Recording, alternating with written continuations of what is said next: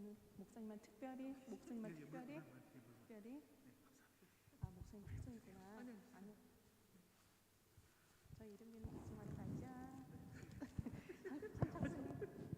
선착순 가자. 저희 앞에서 꿈꿔 따라자요.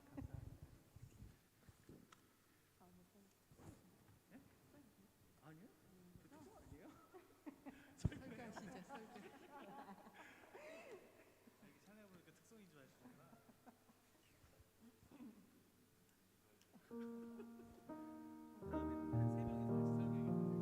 설교해야겠네요.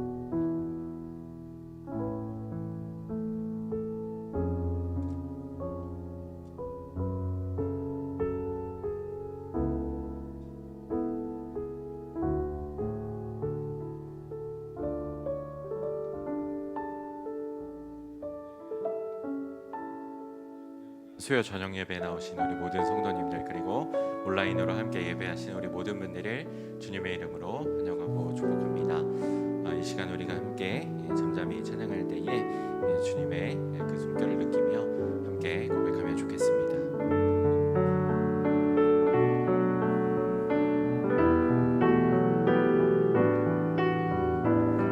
너 예수께 조용히 나가, 나 예수께 조용히 나가, 내 모든 짐 내려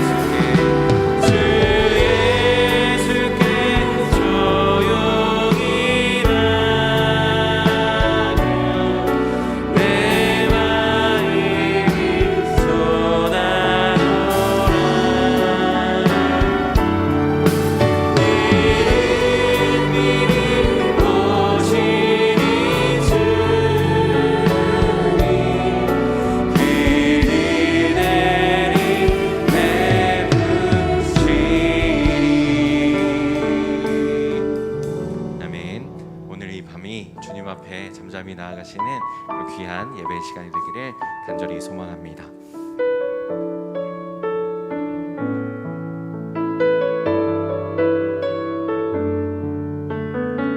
주 앞에 나와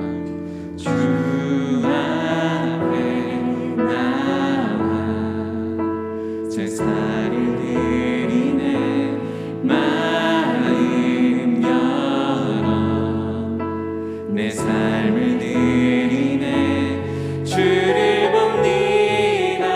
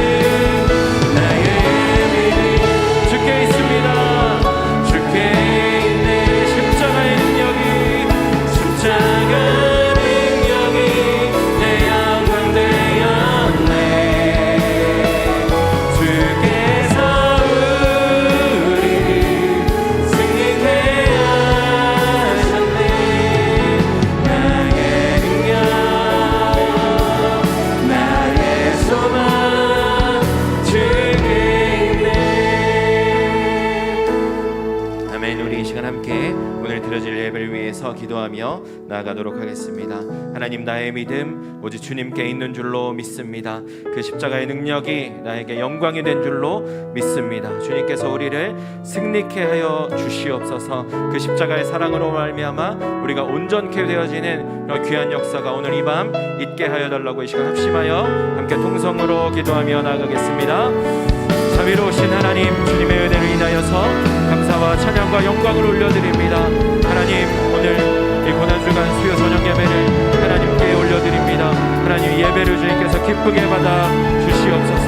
오늘 드려진 예배를 통하여서 우리가 하나님을 만나고 경험할 수 있길 원합니다. 나의 믿음 주님께 있습니다. 그 십자가의 그 능력이 내 영광이 된 줄로 믿습니다. 그 십자가의 보혈로 말미암아 내가 지금 이 자리에 서 있는 줄로 믿습니다. 오늘도 이 예배를 통하여서 그 하나님을 경험하고 만나길 원하오니 주님 그 살아있는 말씀으로 우리에게 말씀하여 주시고 도전하여 주시옵소서. 주님 홀로 영광 받아 주시기를 원하오니 주님 인도해 주시기를 원합니다. 하나님, 오늘 특별히 귀한 말씀 들고 단위에 서신 정말 목사님 그 신앙을 강건케 하여 주시고 선포되는 귀한 말씀 통하여서 우리가 은혜 받고 도전받는 그런 귀한 시간 될 수 있도록 주님께서 인도해 주시고 함께하여 주시옵소서.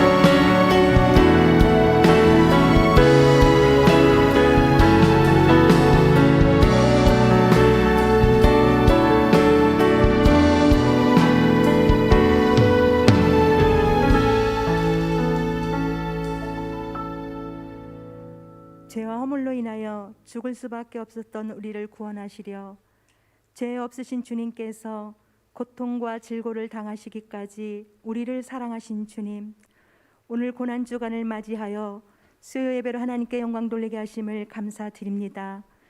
죄 없으신 주님이 가장 비천한 자리에서 갖은 모욕을 당하시며 우리의 죄를 대신 짊어지신 대속의 사랑, 그가 채찍에 맞음으로 우리가 나음을 입었고 죄인인 우리를 구원하사 하나님의 자녀 삼아 주셨으며, 주님은 우리를 위해 십자가 고통을 당하시고 멸시 천대를 받기까지 우리를 사랑하셨는데, 주님, 우리의 모습은 어떻습니까?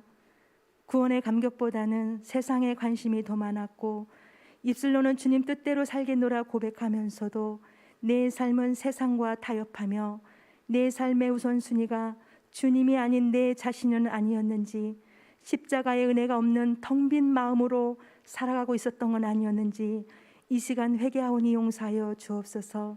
예수님의 십자가 희생으로 말미암아 우리에게 산 소망을 주셨으니 주님께서 우리를 부르신 부르심에 합당한 삶을 살 수 있도록 인도하여 주옵소서.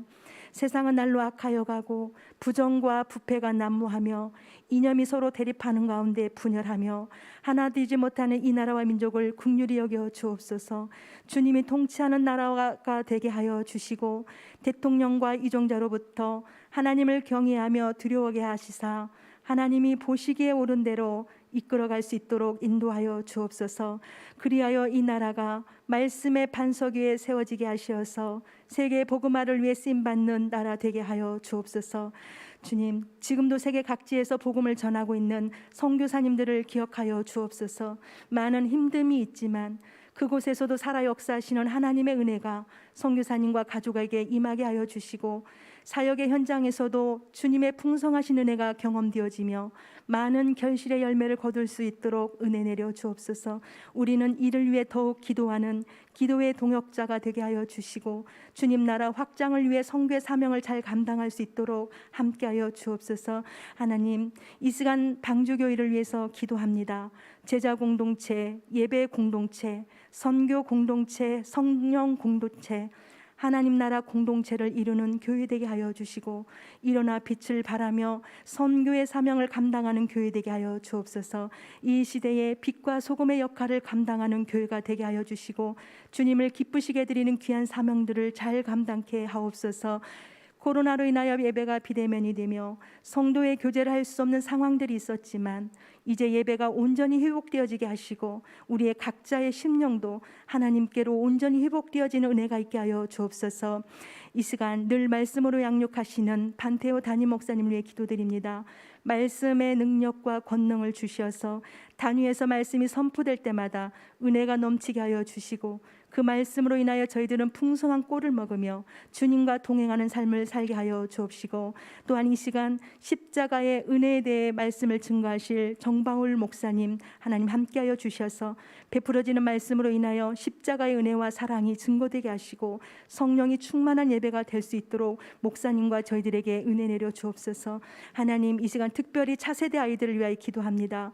우리 다음 세대 아이들이 하나님의 말씀으로 바로 양육되어 세상을 변화시킬 수 있는 믿음의 리더들이 많이 나올 수 있도록 은혜 내려주시기를 간절히 기도하며, 수고하시는 교역자와 선생님들에게도 동일한 은혜 내려 주옵소서. 또한 원치 않는 병마로 인하여 고통받고 있는 환우들을 위하여 기도합니다. 주님께서 한 사람 한 사람 만져주시고 위로하여 주시며 하루속히 깨끗함을 입을 수 있도록 치유하여 주옵소서. 이 시간 예배를 위해 수고한 이른비 찬양단과 양희원 솔리스트가 드리는 찬양을 기뻐 받아 주옵소서. 겸손함으로 나귀를 타고 입성하시며 죄 없으신 주님이 우리 죄를 대속하기 위해 십자가를 지시고 채찍을 맞게까지 순종하셨으며 우리에게 부활의 산 소망을 주신 예수님께서 오늘 고난주간을 맞이하여 드리는 이 예배를 기쁘게 받으실 걸 믿으며 존귀하신 예수님의 이름으로 감사하며 기도드립니다.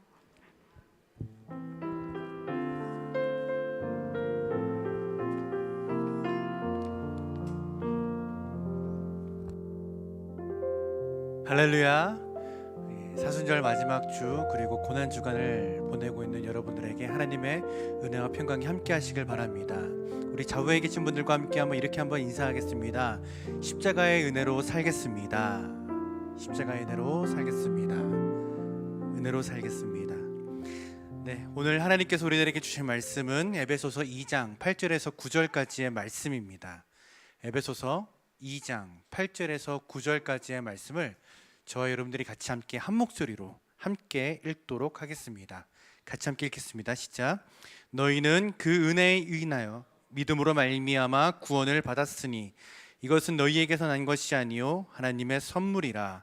행위에서 난 것이 아니니 이는 누구든지 자랑하지 못하게 함이라. 아멘. 지금은 특순 시간입니다. 양희원 솔리스트께서 나오셔서 특순하신 후에 정바울 목사님께서 십자가의 은혜의 말씀을 주실 때에 우리 모두에게 큰 은혜의 시간이 되길 소망합니다.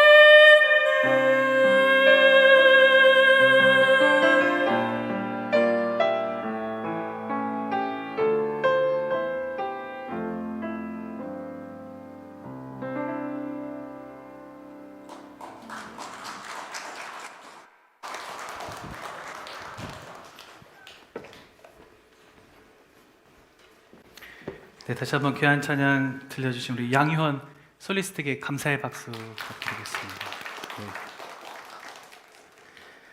네. 고난주간 셋째 날 수요일입니다. 예수님의 일정에 따르면 마리아가 향유옥합을 깨뜨려서 예수님께 부어드렸던 날이 바로 오늘입니다. 그 사건을 보면 마치 하나님의 모습이 저는 겹쳐서 떠오르게 되는데요. 마리아가 아주 값비싼 향유옥합을 깨뜨려서 부어드렸던 것이 마치 하나님이 가장 소중히 여기던 그 아들을 깨뜨려서 우리에게 주시는 모습이 아닌가 하는 생각이 들기도 합니다. 계속되는 이 고난주간 가운데에 하나님의 그 깊은 사랑과 은혜를 더 누리며 나아가는 모든 분 되시기를 주님의 이름으로 축복합니다. 제가 질문을 하겠는데요. 한번 질문을 잘 들어보시 생각을 해보시면 좋을 것 같습니다. 여러분은 구원을 받으셨습니까? 예, 구원 다 받으셨나요? 구원 오늘도 가져오셨나요? 주머니에 어디에 가져오셨나요?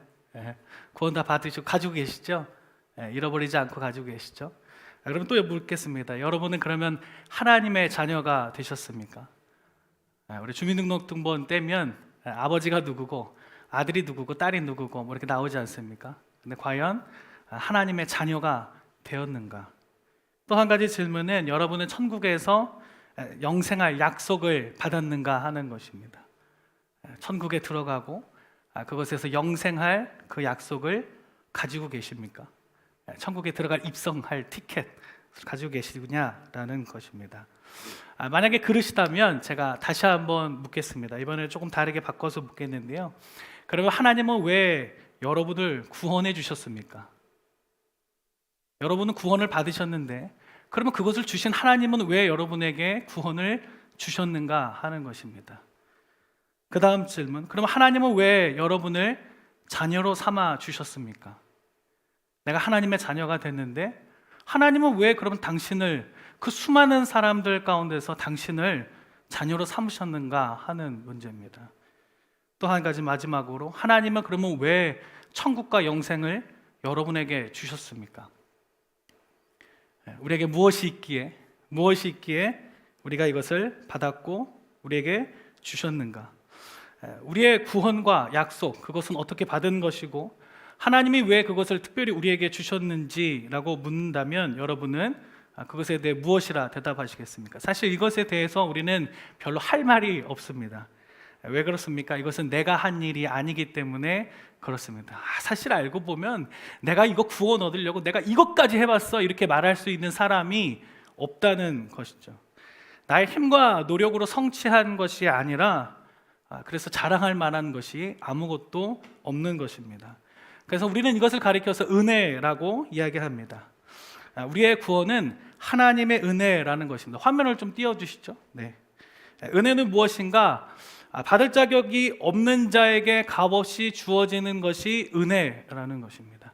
자격이 없는 거예요. 받을 만한 자격이 하나도 없는데 그것이요, 내가 돈 주고 산 게 아니라 대가를 지불해서 얻은 것이 아니라 값없이 그냥 주어진 것이 은혜라는 것입니다.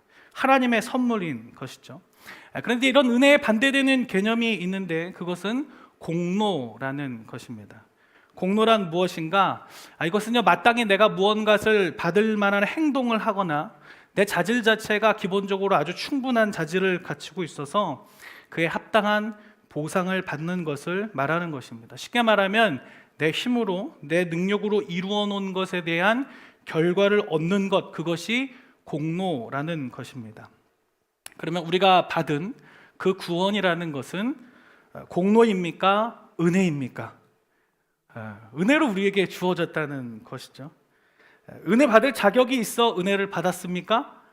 아니죠. 나의 자격과 상관없이 심지어 우리는 은혜 받을 만한 자격도 없는 사람들이었는데 하나님의 풍성한 그 은혜로 말미암아 우리에게 베풀어 주셨다라는 것입니다. 그래서 오늘은 이 구원을 주신 은혜에 대한 이야기를 같이 나누고자 합니다. 이것은 절대로 새로운 이야기가 아닙니다. 이미 우리가 잘 알고 있는 것이지만 이 고난주간을 맞아서 다시 한번 그 하나님의 은혜를 기억하며 그 은혜 가운데 나아가기를 소망합니다.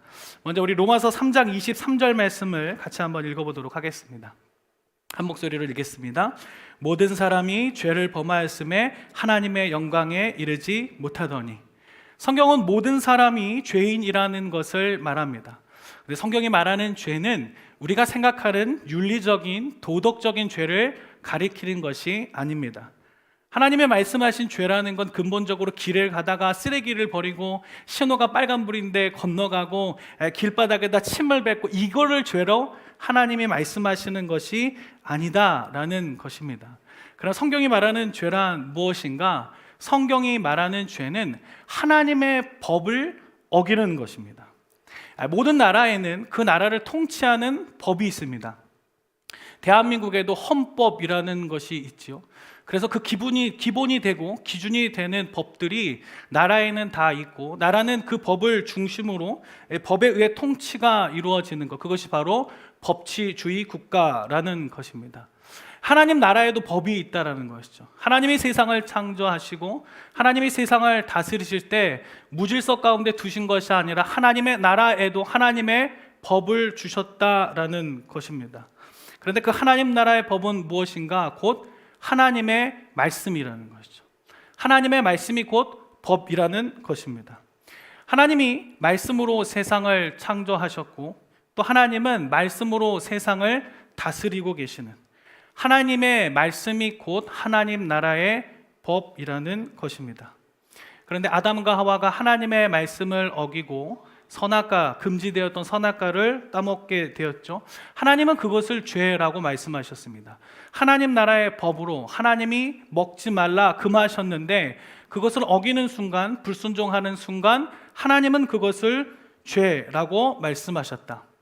단순히 윤리적으로, 도덕적으로 무언가를 범하는 것이 행동이 죄가 아니라 하나님의 법을 어기고 불순종한 것이 곧 죄다라고 말씀하신 겁니다.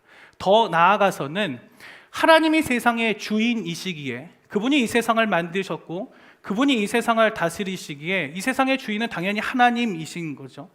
그런데 그분이 왕 되심을 인정하지 않고 내가 왕의 자리에 올라 내가 그분의 말에 순종하여 살기보다는 내 주장과 내 생각, 내 견해대로 살려고 하는 그것이 바로 죄라고 할 수 있습니다. 그러면 사실 아담과 하와가 지은 이 범죄 사건은 매우 오래전 이야기 아닙니까? 태초의 이야기니까. 그럼 도대체 이 태초에 있었던 아담과 하와의 불순종이 우리의 삶과 무슨 상관이 있느냐라는 것입니다. 성경에는 두 종류의 죄가 있다고 이야기하는데요. 그것은 바로 원죄와 자범죄라는 것입니다. 원죄는 아담이 범죄함으로 말미암아 우리에게 유전된 죄를 이야기하는 것이죠. 로마서 5장 12절 말씀을 한번 같이 읽어보도록 하겠습니다. 그러므로 한 사람으로 말미암아 죄가 세상에 들어오고 죄로 말미암아 사망이 들어왔나니 이와 같이 모든 사람이 죄를 지었으므로 사람이 모든 사람에게 이르렀느니라. 아담이 한 사람이 죄를 지음으로 말미암아 그 이후에 난 모든 인류는 다 죄가 되었다는 것이죠. 아담이 범죄함으로 불순종함으로 말미암아 죄가 들어오고 죄로 말미암아 사망이 인류 가운데 들어왔다는 것을 말해주는 것입니다. 성경은 재밌게도 아담이 범죄했을 때 인류가 어디에 있었다라고 이야기를 하냐면 인류는 아담의 허리 속에 들어 있었다 그렇게 이야기합니다. 그래서 아담이 범죄할 때 인류가 함께 그 범죄 가운데 있었고 아담 이후로 태어난 모든 인류는 다 그 죄를 동일하게 가지고 태어나게 되었다라는 것이죠. 그것이 씨가 전해졌다라고 이야기를 할 수 있는 겁니다. 쉽게 얘기하면 저는 정씨인데요. 제가 왜 정씨일까요? 저희 아버지가 정씨니까 제가 그 성을 따라 이어받은 것이죠. 김씨는 그 아버지의 김씨로부터 씨를 이어받아 김씨가 된 것이고 이씨는 그 아버지의 이씨로부터 이어받아 이씨가 되었다. 동일하게 그 아버지로부터 성씨를 이어받는 것처럼 아담으로부터 그 죄의 씨앗을 받고 태어난 모든 인류는 다 그 이후로 태어난 죄인이 되었다라는 것입니다. 그렇게 아담 인류의 모든 인간은 태어날 때부터 죄를 갖고 태어나게 됐습니다. 이것은 내가 인정하든 인정하지 않든 변함없는 사실입니다. 이것은 마치 일종의 유전병과 같은 것이죠. 저는 죄를 병이라고 생각하는데 병에 걸린 거다. 근데 그 병을 고치지 않으면 결국 그 병 때문에 죽게 되는 것이다. 근데 이 원죄는 특별히 유전병이라는 겁니다. 유전병은 그 부모로부터 이어받는 것이죠.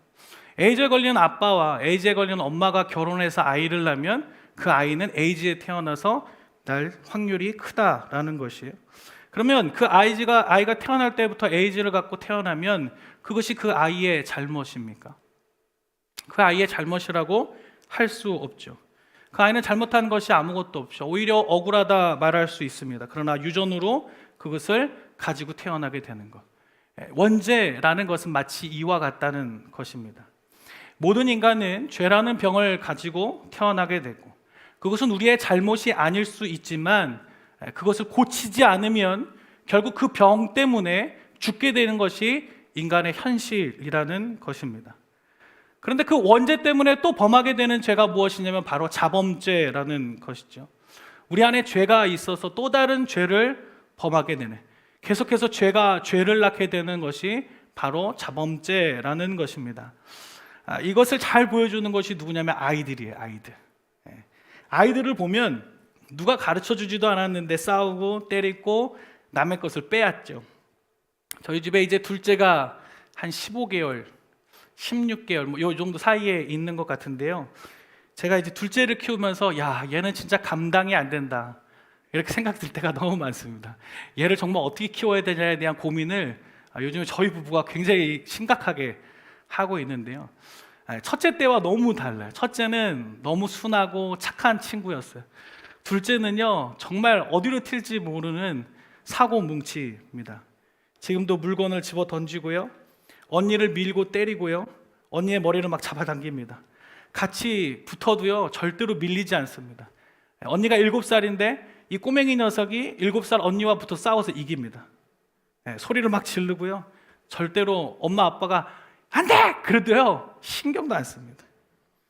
그래서 너무 걱정이에요. 집에서는 그래도 우리가 가족이니까 저희 아내는 많이 핥힘을 당했어요. 저도 보니까 여기 막 상처가 많더라고, 팔 있는 쪽에. 막 잡아뜯고 막 그러니까 저희 아내가 여기에 뭔가를 붙이고 다니면 제가 그런 게 아니라는 걸 이해해 주시기 바랍니다. 좀 오해하시는 분들이 간혹 계신 것 같아가지고 제가 그런 게 아니라 저희 둘째가 그런 거예요. 둘째가. 근데 집에서는 괜찮은데 얘가 이제 기관에 가서 다른 집 애한테 혹시라도 얼굴을 핥히고 물건을 집어던지고 밀고 때리고 싸우고 할까봐 그게 걱정이 된 거죠. 근데 아무리 가르쳐도요 소용이 없어요. 얘는 아무리 가르쳐도 말을 듣질 않아요. 그래서 지금 매를 벌써 들어야 되나 벌써 이런 고민을 하고 있는데, 저 어렸을 때는 학교에서 학교 가시자마자 초등학교 때 뭘 배웠냐면 바른 생활을 배웠습니다. 어떻게 하는 것이 이 세상을 바르게 살아가는 것인가 배웠고, 중고등학교 올라가서는 윤리와 도덕을 배웠습니다. 어떤 것이 인간의 도리인지에 대해서 그렇게 윤리와 도덕을 배웠죠. 그 어떤 부모도 아이가 태어났을 때 자기의 자녀에게 사기의 기술을 가르치지 않고 싸움의 기술을 가르치지 않는다. 어떻게 하면 친구 것을 빼앗을 수 있는지, 어떻게 하면 친구를 짓밟고 올라갈 수 있는지, 어떻게 하면 싸움에서 이길 수 있는지 그 어떤 부모도 그것을 가르치지 않는다라는 겁니다. 모든 부모는 어떻게 하는 것이 함께 더불어 사는 것인지, 어떻게 하는 것이 인간의 도리를 하는 것인지, 어떻게 이 세상을 살아야 되는 것인지에서 아이들에게 끊임없이 가르치는 것이죠. 그런데 원죄가 있음으로 말미암아 죄가 죄를 낳고 죄가 죄를 낳고 죄가 죄를 낳는 그 자범죄가 이 세상에 가득하다는 걸 우리는 매일 아침 뉴스를 볼 때마다 확인할 수 있습니다.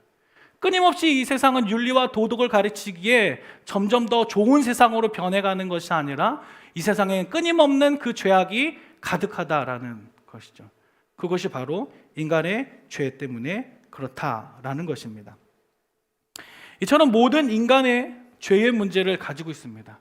그것은 나와 상관없는 얘기가 아니라 바로 나의 이야기인 것이죠. 그래서 에베소서에서는 이런 인간의 상태를 가리켜서 허물과 죄로 죽었다라고 표현하고 본질상 진노의 자녀였다 이렇게 이야기도 합니다. 하나님의 생명으로부터 끊어져서 하나님의 진노와 심판을 피할 수 없는 형편이 된 것입니다. 여기 꽃병 사진이 하나 있는데요. 꽃 좀 보여주시겠어요? 여기 꽃이 있는데 이 꽃은 살아있는 걸까요? 죽은 걸까요? 이 꽃은 살아있습니까? 죽었습니까? 잘 안 보이시네? 이 꽃은 살았습니까? 죽었습니까? 이 꽃은 죽어가고 있는 것이죠.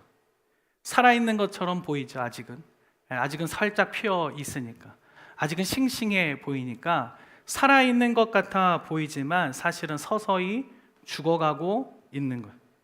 시간이 지나면 결국 이것은 죽고 말 것이다 라는 것이죠. 왜냐하면 그 줄기가 아마 이미 잘려 있기 때문에 그런 것이죠. 인간의 운명이 바로 이와 같다는 것입니다. 우리는 지금 살아있는 것 같죠. 모든 인간은 살아있는 것 같고 살아가는 것 같지만 사실은 하나님의 생명으로부터 끊어진 모든 인간은 지금 죽어가고 있는 것이고, 곧 시간이 되면 모든 인간은 죽음을 피할 수 없고 죽게 될 것이다. 그것이 바로 우리의 현 주소입니다. 그런데 그 죄의 문제를 해결할 수 있는 방법이 있다는 것이죠. 그 죄의 문제를 해결할 수 있는 방법, 그것은 죄에 대한 값을 치르면 되는 것입니다. 소 한 마리 빚졌으면 얼마 갚으면 됩니까? 소 한 마리 갚으면 되죠. 만약에 100만 원 빚졌으면 얼마 갚으면 됩니까? 100만 원 갚으면 되는 겁니다. 동일한 값으로 그 값을 치르고 갚으면 되는 것입니다. 만약에 우리에게 죄의 값이 있다면 그의 죄에 대한 값을 치르면 그 죄로부터 우리도 자유를 얻을 수 있게 된다는 것입니다. 그런데 문제는 무엇이냐면 인간의 값이 얼마냐는 것이죠. 인간의 값이 도대체 얼마냐? 인간의 값은 소 한 마리면 되겠습니까?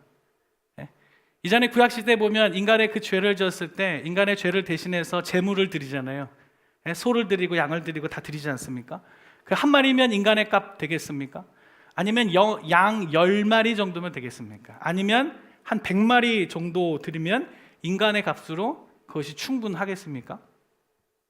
하나님은 인간의 값에 대해서 이렇게 이야기하셨는데, 하나님은 인간에 대해 무엇이라고 말씀하셨냐면 인간은 하나님의 형상이다 라고 말씀하셨습니다.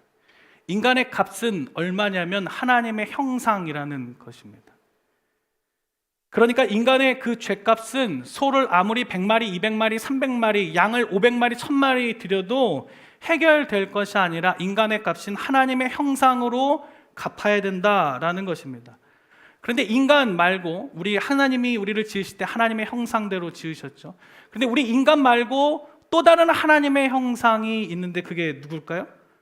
하나님의 아들이신 예수 그리스도가 바로 하나님의 형상이시죠. 골로새서 1장 15절 말씀입니다. 함께 읽겠습니다. 그는 보이지 아니하는 하나님의 형상이시요 모든 피조물보다 먼저 나신 이시니. 예수님이 곧 하나님의 형상이십니다.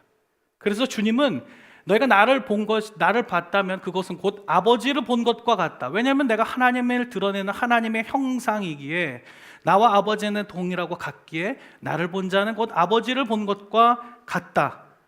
그러니 인간의 하나님의 형상인 인간의 값을 지불하려면 예수님이 그 우리의 죄값을 대신 지불해야 하는 것입니다. 그런데 여기 또 한 가지 문제가 있는 것이죠. 그것은 무엇이냐면 죄값을 지불하려면 자신은 그 죄가 없어야 된다는 거예요.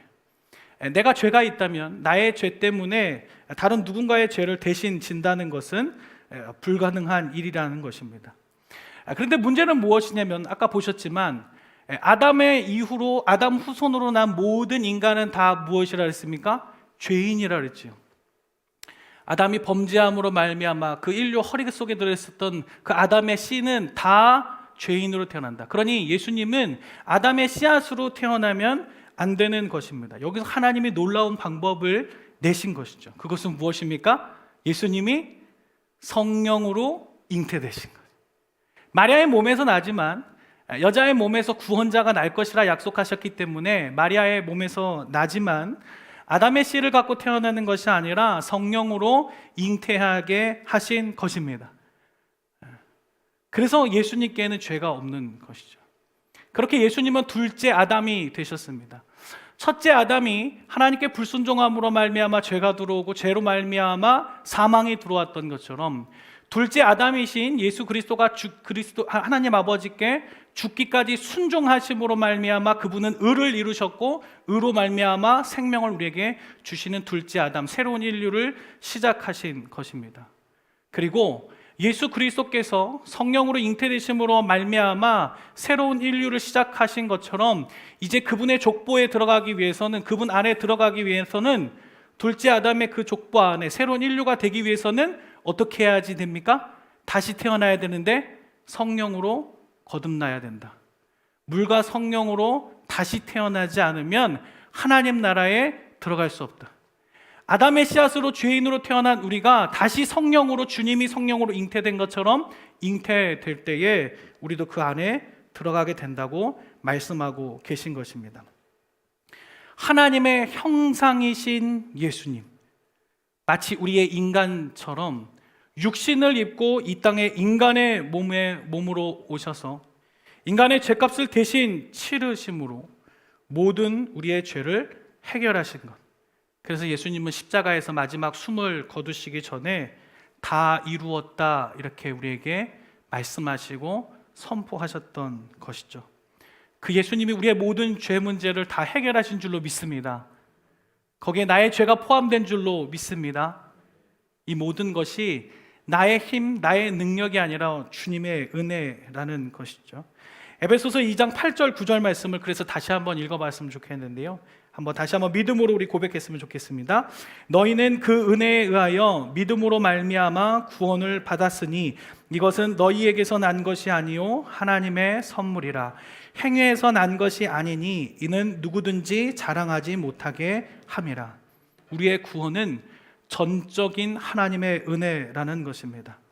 우리의 구원은 우리가 무엇을 한 것이 아니라 하나님이 하신 일이고, 우리는 그저 하나님이 값없이 주시는 그 선물을 믿음으로 받을 뿐입니다. 그러니 누구도 이것을 자랑할 수 있는 것이 없다는 것입니다. 이 내용을 잘 보여주는 철로역정의 한 장면이 있는데요, 그 영상을 같이 보고 계속해서 말씀을 나누도록 하겠습니다. 네, 재밌으시죠? 네, 이런 일이 자주 있진 않습니다. 고난주가 아니라 특별히 준비를 했는데요, 다른 종교들은 어떻게 해야지 구원을 받는다고 우리에게 가르치고 말하냐면 인간의 선행과 공로 그리고 우리의 노력을 통해서 구원을 얻을 수 있다, 그렇게 이야기합니다.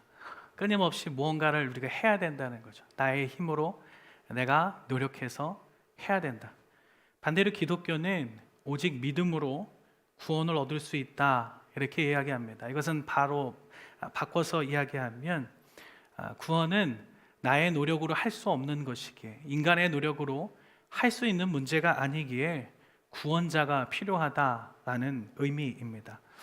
이것은 마치 이것과 비교할 수가 있는데요, 한 사람이 물에 빠졌다고 한번 생각해 보세요. 물에 빠졌는데 다른 종교는 이런 거예요. 다른 종교는 물에 빠진 사람한테요, 당신이 헤엄쳐서 거기서 나와라, 이 얘기를 하는 겁니다. 너의 선행과 너의 공로로, 너의 노력으로 구원을 얻으라. 이것은요, 그 물속에서, 빠진 물속에서 당신의 힘으로 빠져나와라. 아니 왜 그러고 있어? 빨리 헤엄쳐서 나와. 아니 그러고 있지 마. 그러다가 이제 죽는다니까 빨리 헤엄쳐서 나와. 그리고 빠져가던 그 사람을 건져서 끄집어 내오는 것이 바로 우리 기독교의 진리라는 것입니다. 자신의 힘으로 나올 수 없는 것을 알기에 밖에서부터 뛰어 들어가는 것이죠. 우리에게는 구원자가 필요하다라는 것입니다. 근본적으로 죄의 문제라는 것은 인간이 해결할 수 있는 문제가 아니라는 거예요. 아무리 노력해도, 아무리 공로를 쌓아도, 아무리 선행을 쌓아도 그것은 인간이 해결할 수 있는 것의 문제가 아니라는 거예요. 내가 열심히 해서 될 수 있는 문제가 있는가 하면 내가 아무리 노력해도 되지 않는 문제가 있는 것이죠. 그렇게 하나님은 대신 그 값을 지불하시고 우리에게 선물로 주신 것입니다. 누구도 구원에 대해 자랑할 수 없는 이유가 바로 여기에 있는 것이죠. 예수님이 세상 속으로 뛰어 들어오셔서 죄에 빠져 죽어가고 있는 우리들을 구원해 주신 줄로 믿습니다. 그분이 들어와서요, 우리에게 손 내밀고 계신 거예요. 내 손을 잡아! 그러면 네가 살 수 있어. 믿음으로 저 좀 살려주세요 하고 잡는 순간 그 사람은 구원을 얻게 되는 것입니다. 구원의 약속을 붙잡으면 하나님이 우리에게 구원을 주신다라는 것이죠. 이처럼 우리에게 구원은 하나님의 은혜로 우리에게 주어진 것입니다. 그런데 이상하게 세월 흘러가다 보면 이런 은혜 의식이 변질될 때가 굉장히 많이 있습니다. 내가 은혜로 구원받았는데 어느 순간 우리 안에 공로 의식이 자리를 잡는 것이죠. 교회 안에서 더 열심히 섬기고 수고하고 헌신하는 만큼 교회 안에서 목소리가 크다는 거 알고 계시죠? 내 행위가 어느 순간 공로로 쌓이게 되고 그 공로를 주장하게 됩니다. 공로가 더 많이 쌓이면요, 권세가 높아지게 되고 더 높은 자리에 앉으면 더 큰 권세를 주장할 수 있습니다. 그러면 우리의 마음의 겸손은 사라지고 우리의 마음이 자꾸만 높아져 가는 것이죠. 또 이 공로 의식을 갖게 되면 자기의가 자꾸 생깁니다. 자신의 의로움을 자꾸 드러내고 싶은 것이죠. 하나님의 전적인 은혜로 구원을 받았으니까 우리의 삶은 하나님의 그 은혜를 베풀어야 함에도 마땅함에도 불구하고 오히려 여전히 그 율법의 잣대를 가지고 사람들을 평가하고 판단하고 정죄하게 된다라는 것입니다. 초대교회에 있었던 여러 율법의 그 행위를 강조했었던 이들의 문제가 바로 이런 것들인 것이죠.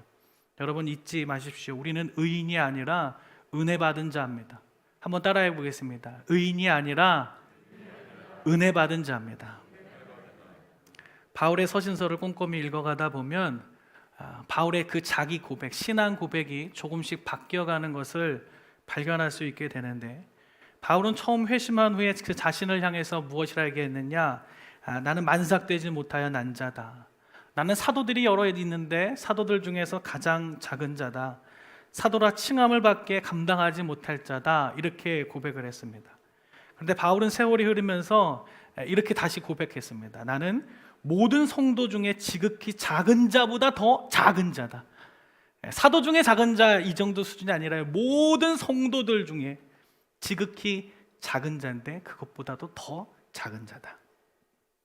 그리고 노년의 바울은 마지막으로 더 깊은 영성으로 이렇게 고백했습니다. 나는 죄인들 중에 괴수다. 죄인 중에 내가 괴수다. 위대한 믿음의 사도죠. 하나님의 일꾼이죠. 교회의 리더였죠.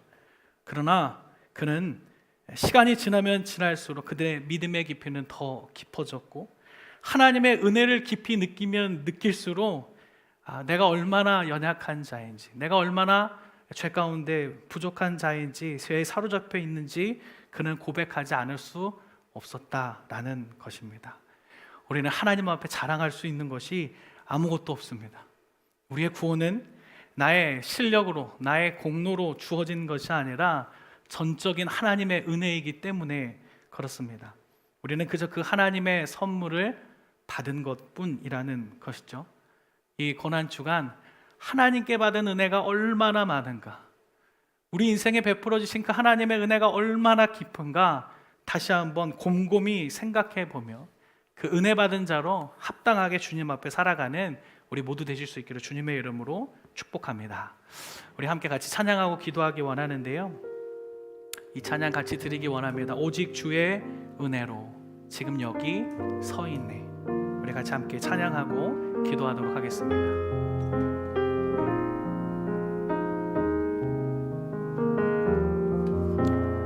오직 주의 은혜로 지금 여기 서 있네.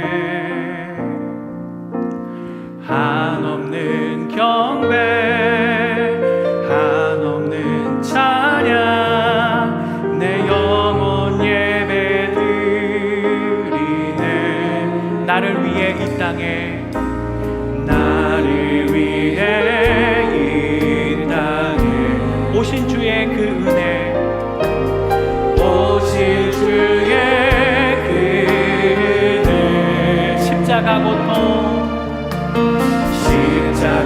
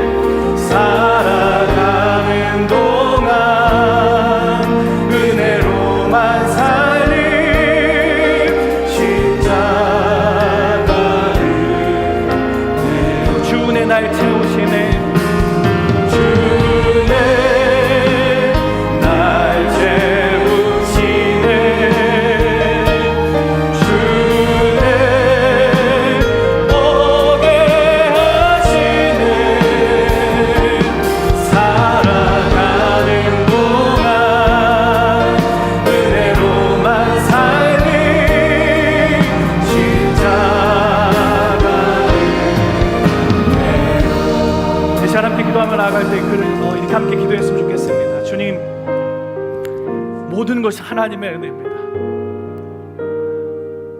이 세상에 나며 우리가 무엇 하나 가져온 것이 있습니까? 적신으로 나서 적신으로 돌아가는 인생 가운데 하나님이 놀랍게도 우리의 삶 가운데 모든 것을 예비하여 주시고 이 땅에 필요한 것만 더하여 주신 것이 아니라 우리의 힘으로 우리의 능력으로 해결할 수 없는 그 죄의 문제마저 주께서 우리에게 해결하여 주시니 너무나 감사합니다. 주님, 나의 삶 가운데 그 주님의 은혜가 회복되게 하여 주시옵소서. 나의 공로를 주장하고 자기의 의를 드러내고 자랑하는 것이 아니라 오직 주의 십자가만을 자랑하며 나갈 수 있기를 원합니다. 주님이 나의 삶 가운데 부어주신 그 사랑과 은혜를 자랑하며 나갈 수 있기를 원합니다. 그 은혜에 감사하며 감격하며 날마다 눈물로 주님 앞에 설 수 있기를 원합니다. 죽어마땅한 죄인을 구원해 주셔서 주님 감사합니다. 이렇게 주의 이름 한번 주와 함께 기도하도록 하겠습니다. 주여, 오 주님, 이 시간 하나님 다시 한번 그 주님의 은혜를 회복할 수 있기를 원합니다.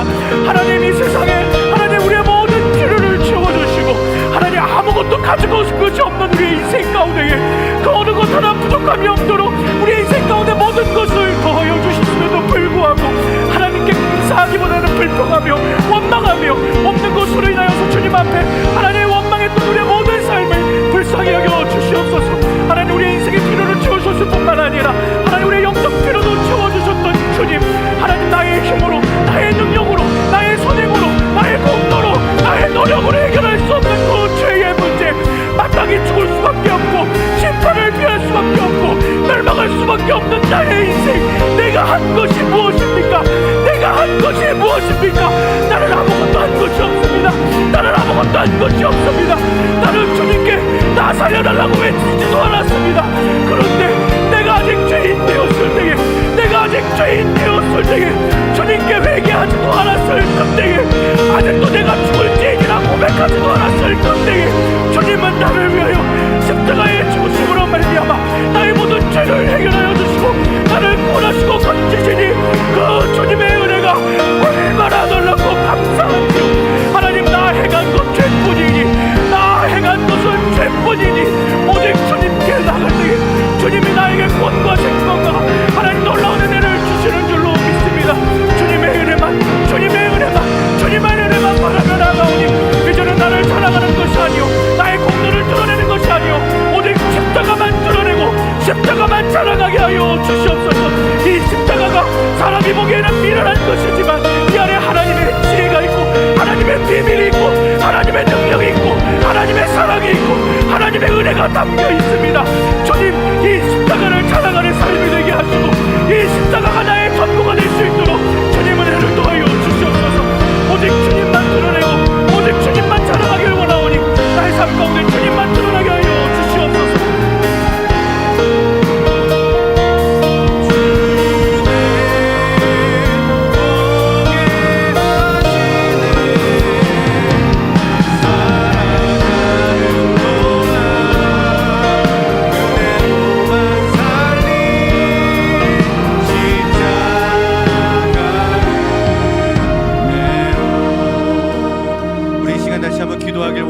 주여, 우리는 공로 없는 죄인입니다. 그동안 나의 힘으로 살아왔고 나의 공로로 살아왔고 나의 능력으로 채우려 했던 그 모든 것들을 내려놓고 주의 은혜로 채우며 살아가겠습니다. 오직 주의 은혜로 살아가겠습니다라고 고백하는 우리가 되게 하여 주옵소서. 우리 다시 한번 우리들의 마음을 다하여서 하나님의 주의 이름을 한번 뜨겁게 부르짖고 하나님 공로 없는 나를 붙잡아 달라고, 나의 삶을 인도하여 달라고 우리 주여 한번 부르짖고 기도하며 나가겠습니다.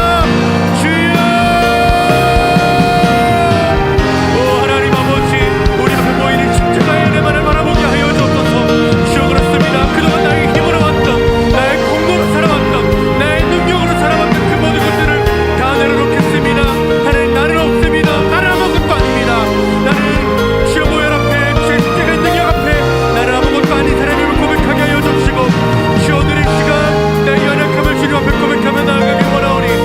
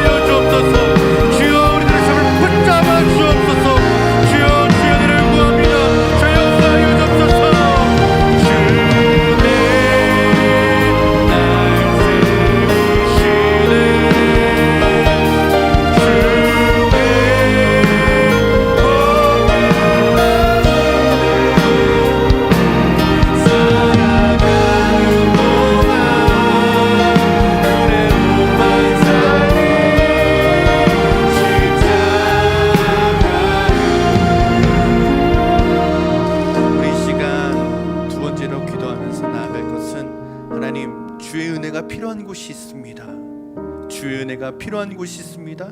하나님, 우리나라에서는 강원도 산불 화재 현장 가운데 그 모든 복구의 손길이 또한 하나님의 은혜의 손길이 간절히 필요합니다.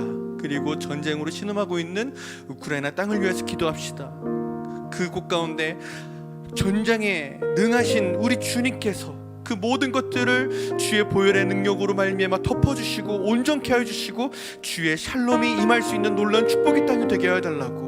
그리고 우리 사랑하는 우리 귀한 방주교회와 또한 내가 살아가는 모든 삶의 자리에서 주여, 주의 은혜가 필요하오니 주의 하늘의 문을 열어주시고 우리들의 삶을 붙잡아 달라고, 축복의 은혜를 내려달라고. 주여, 우리를 긍휼히 여겨 주옵소서. 다시 한번 우리가 주여 한번 부르짖고 기도하며 나아갈 때에 하나님께서 우리의 삶을 붙잡아 달라고 우리 시간 같이 함께 주여 한번 부르짖고 기도하며 나가겠습니다. 주여, 하나님 아버지, 주의 은혜가 필요합니다. 주의 은혜가 간구합니다. 하나님, 이 귀한 대한민국 땅에 하나님의 은혜가 간절히 필요한 곳이 있습니다. 하나님께서 우리 귀한 강원도 땅에 모든 화재의 피해 복구 영역 가운데 하나님께서 온전한 교회를 주시는 그런 축복의 시간들이 있게 하여 주옵소서.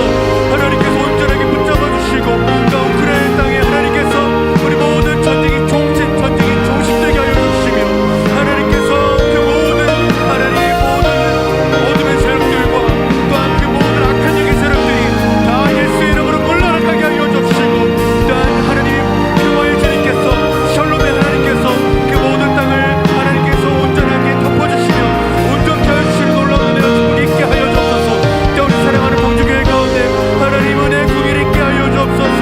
서로 돌아보아 사랑과 사랑과 격려하는 귀한 성령 충만한 의인의 귀한 교회 되게 하여 주시고, 우리 사랑하는 교회 담임 목사님의 모든 신앙을 강건하게 붙잡아 주시며 이 모든 일들을 붙잡고 이끌고 나아가실 때에 귀한 목사님의 신앙을 강건하게 붙잡아 주시고 합력하여 선을 이루어주시는 그 모든 구교육자들 가운데도 하나님의 은혜가 있게 하여 주옵소서.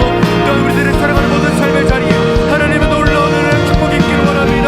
우리들의 모든 삶의 능력들을 하나님 우리들의 힘으로 살지 아니하고 하나님을 잃지 아니하여 예수의 십자가의 모양의 공도를 힘입고 의지하며 나아갈 때에 하나님께서 붙잡아 주시는 놀라운 축복의 삶이요, 내 삶이요, 하나님께서 동행하여 주신 놀라운 백만의 삶이 될 수 있도록 하나님께서 함께 동행하여 주옵소서. 주여, 우리를 긍휼히 여겨 주옵소서. 주여, 우리를 불쌍히 여겨 주옵소서.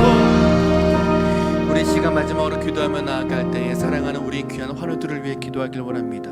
여호와를 경외하는 너희에게는 공의로운 해가 떠올라서 치료하는 강선을 비추리니 너희가 나아가서 외양간에서 나온 송아같이 뛰는 저들이 되게 하여 주옵소서. 하나님께서 회복하여 주시고 하나님께서 온전케 하여 주옵시며 하나님께서 그 모든 사랑하는 자들을 온전케 하여 주시는 놀라운 축복의 시간들이 되게 해달라고 우리 귀한 환우들을 위하여서 우리 사랑하는 모든 공동체의 일원들을 위하여서 우리 시간 같이 함께 기도하며 나가겠습니다.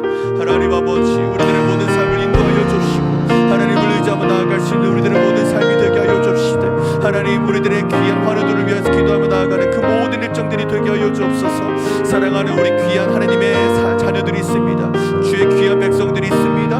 하나님께서 그들을 붙잡아 주시고 그들을 인도하여 주옵시며 그들을 외양간에서 나온 송아지같이 다시 한번 힘을 얻게 하여 주옵시고 그들의 모든 삶이 힘을 얻어 다시 한번 저들의 삶의 자리에서 다시 한번 예수 그리스도의 이름을 높여드리며 하나님의 이름을 의지하며 나아갈 수 있는 저들이 되게 하여 주옵소서. 주여 치료하여 주시고 온전케 하여 주옵시며 저들을 위해 우리가 기도하며 나아갈 때 하나님 의인의 기도는 병든 자를 낫게 한다 하셨습니다. 하나님 우리는 의인도 아니고 우리는 너무나 부족하고 연약하지만 주의 은혜를 힘입어 다시 한번 용기 내어 이 주님 앞에 기도하며 나아가길 원하오니 주여 은혜를 베풀어 주시고 저들에게 치료의 관계를 치료의 귀한 은혜를 회복하여 주시고 저들이 더욱더 주님을 의지함으로 나아가므로 아버지 앞에 다시 한번 영광스럽게 나아가는 그 나사로와 같은 놀라운 축복의 은혜가 있게 하여 주옵소서.